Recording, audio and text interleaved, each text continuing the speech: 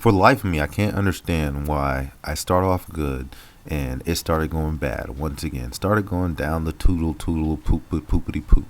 And I don't know why that happens. I'm going to have to figure out why that happens. But what that causes is me a lot of second guessing and almost um, just I'm going to dumb it down to a lot of bad thoughts and a lot of my brain going about a million miles an hour in about 100 different directions. That's not productive, especially when it goes from good to bad. And the process of me calming that down is me having to go and sit my ass down and just calm myself the fuck down, because it's not that serious at the end of the day. Throwing is not that fucking serious for you to like get yourself all worked up uh, and frustrated. It's simply not. And the thing that one of the biggest things that coming out here kind of teaches me is that the second guessing yourself and doubting yourself and all that everybody on the face of this planet has done at some point in their time, all of that has to be quieted. You have to find a quiet place for you to be able to do that. And if you don't, well, you're going to allow it to eat away at you, and you're going to allow it to be louder than it needs to be. And it needs to be quieted. It doesn't, you can't say, it's not a matter of the thought exists. I think that you acknowledge that the thought exists, right? I think that you acknowledge that you're human and that you have this good and bad. You have this yin and yang going on, that I can do this and then suddenly I can't. And the biggest thing is that I am too hard-headed to throw in the towel. Even when I get frustrated, it's like I said, you calm your mind down and then you start, and then you go back to the drawing board. Well, what's wrong? Well, what's actually going on? And the thought crossed my mind is during this practice is that I wish I could quit. I wish that I could quit. But I done already came out, and I was already what 15 some odd throws in, and I wasn't about to throw in the towel at that point. You're already in too deep. You might as well get something out of it. Even if it's going bad, you might as well get something out of it, because by definition, I won't quit, because I am not a quitter. And I will continue to work the problem and figure out what is going on, and until I figure out what it is. And that's the puzzle of throwing the hammer. That is the puzzle of it. And you either want to figure it out and figure out what you're doing wrong, or you don't. And you can, the door is right there, because the door is always right there. So anyways, had to calm my mind down towards the end, the latter end of this practice. And I was able to realize that. And I don't know what this came from. I believe that this problem came from, and where this problem originated from, I was doing a copious amount of body weight squats. And now looking back on it, this copious amount of body weight squats has come to catch up on me, more or less. And I felt it probably a week or so ago, that the body weight squats were kind of sort of bothering my hip flexors, right? We're sort of bothering those things, the flexors in my hip. I could feel those being tightened up, and I don't know if it was a hip mobility problem or what that was, but I took a step back, right?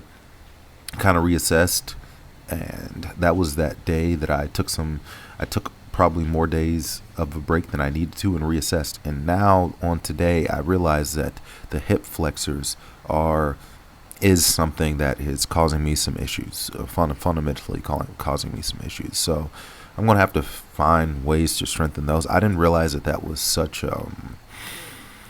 I know that your hips and your glutes are pretty strong muscles, and I almost think I came to a hypothesis today that I think that most of your problems, from anywhere from your knees to your ankles to your feet, I think that a lot of those problems originate in the hips.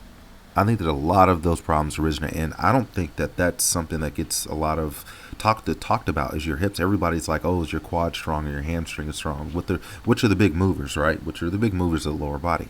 I think that, and that's a hypothesis, and this is a proven thing. I think that athletes, just in general, have to pay a lot more attention to their hip flexors, extensors, and they're being able to strengthen those things, because that was definitely when I sat back and thought about what was going on and why I was.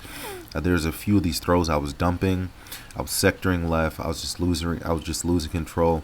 I was going right. I wasn't going down the straight down the sector, and the conclusion that I was able to finally come to was that yes, there was an issue. There's definitely some sort of fundamental issue or issues with my hips, not my quad strength now, with my hip strength, and it's going to be my job to reinforce those muscles in order so that they are strong, so that they can execute the correct technique when I need them to, because that was very, very frustrating. That was very, very frustrating, kind of knowing that there's a problem and then not being able to get to the root of the problem. But thought about it and thought about it and thought about it. Instead of getting frustrated, I've gotten as angry. I think that I've gotten as angry as I've wanted to get already doing this. And I say that, but I'm probably going to find a new angry high, but I haven't found one in a long time. So I've gotten as angry as I want to get. And I thought about that today as well. And the bigger thing that, and emotionally and just logically, it's you turn the switch of, okay, you can sit here and get angry, or you can try to work the problem, or you can figure out what the problem is. And actually stopped in the middle of this, did some strengthening exercises, laid on the ground. You don't have any video of it, but laid on the ground, actually did some exercises and actually put it together. Was able to put them together there at the end. Once I figured out, thought about it, and figured out what the problem was. So instead of getting mad, get fucking glad and fucking work the problem. I mean that's a lot easier said than done, but especially when you're having a bad practice and you're dumping throws. No, stop getting mad and figure out what the problem, because you're doing something wrong. You're doing something wrong. And it could have been something wrong the day before. It could have been something done when you warmed up. There's a lot of different places you can look at. You gotta figure out where you went wrong. Ooh, that was a crazy one. But there's a lot of places you can go to try to figure out where you went wrong. You kind of have to go digging through your brain. Don't dig too hard, because the answer is right there. The answer is always right there. But you got to do some searching for it sometimes. So don't get mad. Figure out what you're doing wrong. Eventually I was able to get through. Eventually I was able to. After I did those exercises, I was able to get.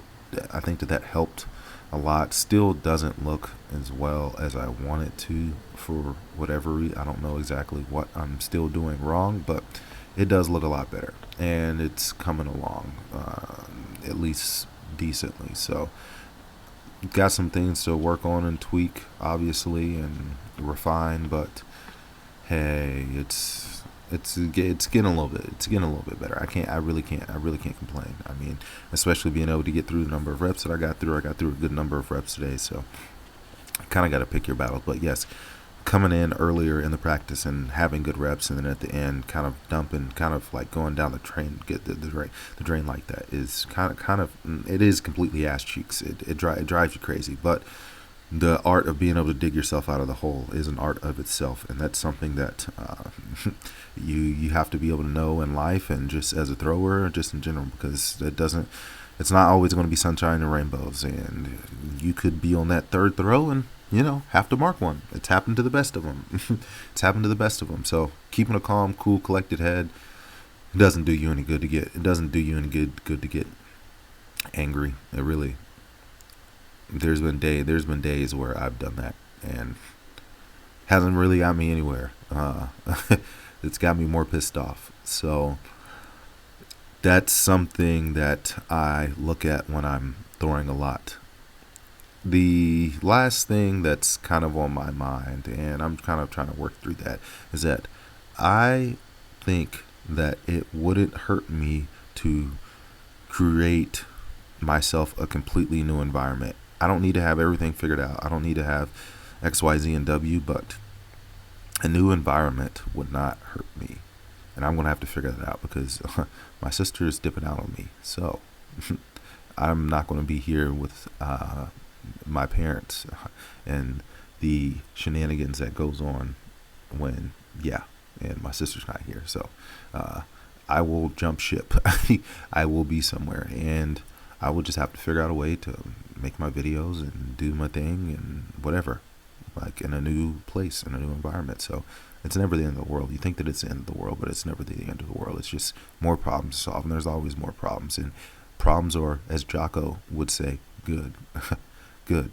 It's a time, it's a place, and it's time for you to, it's an opportunity for you to grow, and it's an opportunity for you to learn. So that's just about all I got. You already know what the deal is. Run on your toes, keep your mouth closed, lock your doors, and save your throws, and most importantly, you live to fight another time and get out of here.